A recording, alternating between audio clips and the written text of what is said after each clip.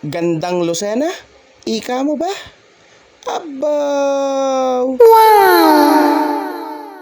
For today's video and mini vlog mga katambay, ayan, yan ang tunay na gandang Lucena. Talagang tubong Lucena yung asawa kong yan. Ito mo, ebidensya pa na. Oh, fresh! Wow, yan ang gandang Lucena. At, yan na nga po, bago po tayo mapunta sa Pasig. Sa punta to the moon, road trip, boom boom!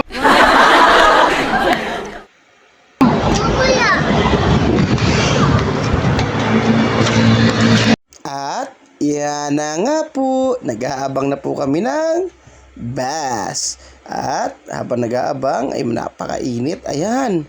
At nakasakay nga kami standing. At pagbaba po namin sa Talipan, ayan po, sumakay na po kami ng jeep SM.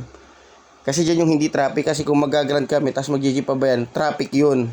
Promise mga katambay, huwag nyong gagawin yun. Talipan kayo pag pupunta kayo ng bayan. Kasi baba SM dun, hindi yan traffic masyado. At yan na nga po, bumaba muna kami sa Andox, yun o. At nagutom si Mrs. pero di namin dyan kinain at dadali namin sa aming bibisitahin kaibigan, ang best friend ni Mami Beng. Gutom na, hilo na daw siya. At yan na nga, nung nakabili na kami, yan o, ganda talaga ng SM o. Parang hindi bumagyo sa Lucena. Parang walang nangyari yung mga tao doon. Tama naman po kung makikita ninyo. Tuloy pa rin ng, kumbaga parang hindi naman ganun ka, no? Siguro talagang nadala lang sila ng taas na tubig. Pero itong pinuntahan namin apektado po mga katambay. At talagang dinatnan nga namin, ayan po. Kung makikita po ninyo ay nag-aayos po ng kuryente. At wala po silang ilaw. Kaya yan, naka-extension muna sila sa kapitbahay kasi 6 na bahay daw yata silang naapektuhan na wala pang kuryente hanggang ngayon. Kaya yan po sila pong mag-ina kasi walang lalaki sa kanila. Hindi ko na matulungan at sabi ko kayo nagbibideo. At yan na nga po, nung naikabit at may ilaw na. Yan, kakain muna tayo syempre bago tayo mag-inom. Iba ang may sapin. Iwas the appeal. At yan po, sarap, liempo at fried chicken. Salamat sa sponsor. Talaga namang napakagalante ng ating sponsor. Hindi po aking pera yan ha. Hindi po kami pera sa awa yan. Wala kaming pera. Kami buraot na tambay. Hamak na buraot kami. Diyan muna kami tumambay. At yan na nga po. Inumpisa na namin sa Alfonso bago kami pumunta sa gitna sa bayan. Talagang napakaganda ng gitnaan mga katambay. Lalo na ngayon sigurado. Piyesta pa naman dun ngayon. At talagang naunlad ng Lucena. Kung nakita nyo yung taxi yan ha. Talagang may taxi na sa Lucena. Talagang ibig sabihin lalo sila umuunlad. At nung nasa bahay na kami, ayun na nga po, sabi ko palamig, sarap. At ako'y medyo tinamado sa isang buting Alfonso. Ay sabi ko, makapagpahulas muna. Kaya yan, bumili muna ako ng buko shake kay kuya. 25 pesos lang po yung nasa maliit na bote ng mineral. Ay talaga naman po nakakatanggal ng hulas mga katambay. Kung makikita nyo yun dyan mamayang gabi, bilan nyo naman po at talagang masarap po. Yan po mga katambay oh. Talaga naman, takaw humigo pa eh. Hulas man. Yun na nga po, after nating bumili at naglalakad habang nahigop ng buko shake, ayan, ang daming street foods mga katambay oh. Kung napapansin ninyo, ang sarap, yun oh. Sari-sari, pero marami dyan mga katambay, napansin ko biryani. Eh, busog pa naman ako kaya di ko tinry. Tsaka naghahanap kami ng pupwestuhan ng pag-iinuman mga katambay kung saan ba kami magandang pwesto o makakahanap ng magandang pwesto. Yan, pauli-uli po kami. Kung nakita nyo talaga napakaraming tao, parang walang bagyong nangyari.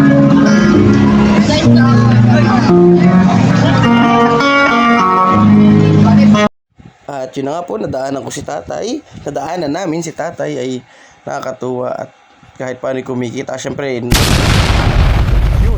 enemy spotted. The bomb has been planted. Counter-strike. Gandang Lucena. Ayan, wow! At yun na nga po, dyan kami pumesto. At inumpisahan na.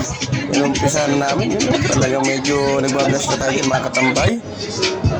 At ayan, another gandang Lucena. Shout out Claudio! Aking kumpare, ganyan yung mga type mo, mga pitit na singkit. Ay, hindi si sir, baka tayo ba rin din? At yan na nga po, tuloy sa pag-iinom. At habang kami nagiinuman, ayan po, may lumapit na nanlilimos. Nakakayaman di bigyan, kaya binigyan ko na para umalis na. At ayun, at least yung ginawang pasayahan ng Lucena, talagang marami natutulungan eh. Mga negosyante, mga nadiskarte, kung paano mabubuhay sa araw-araw. Iba kasi talaga pamumuhay sa lungsod kumpara dito sa ating probinsya, mga katambay, kasi simpleng pamumuhay lang tayo dito eh. Hindi pwede mga ganyang gawain eh. Kaya dyan talaga kailangan didiskarte at didilensya ka. At yan na nga po ang aking asawa. Chinita lang po yan ha. Hindi po yan lasing, chinita lang. Tama ng put, namumula na po ang pisngi niyang asawa kong yan. Ayan po, tama pa. Yeah! Alak pa! At yan na nga po, ang puluto natin, sisig.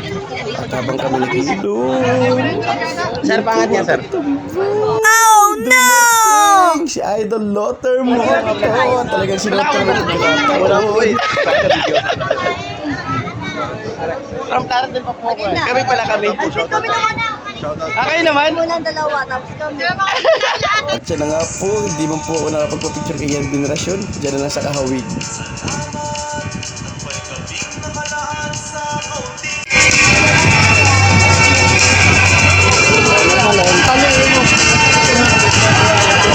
Boss Luther, thank you. At yan nga, after namin makatatlong bakit doon sa gitnaan sa bayan eh, parang gusto nila ako marinig kumanta, kaya umalis na muna kami. Talaga naman napakabait ni Boss Luther. Hindi suplado, talagang approachable siya, tsaka talagang basta iba yung aura niya. At yan na nga po, nung lumipat na kami, eh gusto talaga nila marinig ang boss ko, kaya yan. Talaga naman tinahawan ako ng masarap na pulutan. Talagang kakaiba po kasi yung boses ko, mga katambay eh. Talagang yan ang binabayaran sa akin talent. Yung boses ko, makinig lang nila, talagang gagastos siya mga kaibigan natin, yung mga sponsor natin yan.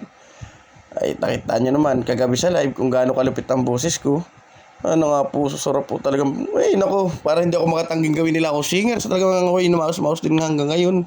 At talaga namang yung boses ko, ayan, nagsusulat na at kumanta rin si Mrs. Kung mapapanood nyo sa live yung aking boses na maganda, salamat po sa mga kinig. Kaya po, medyo lasing-lasing tayo, kaya umorder na po ng soup ang ating sponsor. At sarap naman, nakakahulas. At yan na nga po, tuloy ang saya. Talagang napakasaya. Nakatatlong bakit ni po kami dyan, mga katambay. At yan na nga po, na mga nagtutulugan na, ayan, okay na daw, eh. Nakatatlong bakit din kami dyan, eh, magbibilaut na tayo to, uwi pa tayo, babiyahe pa. Kaya yan, taon-taon na lang ako sa aking mga kasamang tulog sa inuman. Shoutout sa iyo, Ma'am Shimaan.